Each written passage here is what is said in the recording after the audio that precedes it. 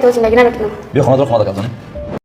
صدای امید برادرم، به خاطر الله نصیحتت میکنم. زنهای به حجاب هرگز به نمایش نبرو. اگرچه بهترین نوارهای تربیوی داری، ولی یک گناه خیلی بزرگ را رکلام داری. گناه هر بیننده ای را به دوش میگیری. خودت ای را خوب میدانی.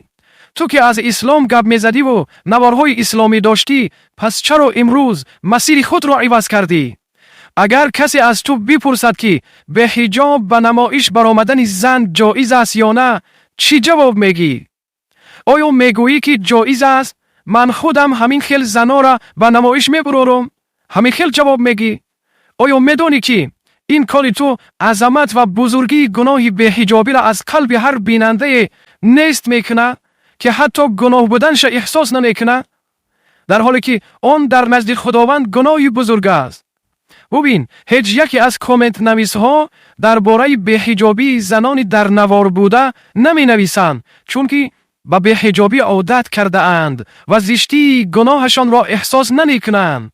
و البته سببگار آن شما و امثال شما هستند که زنهای بی‌حجاب به نمایش می برورید. پس از الله بترسید و روز جزا را فراموش نکنی. امیدوارم نصیحتم را میپذیری.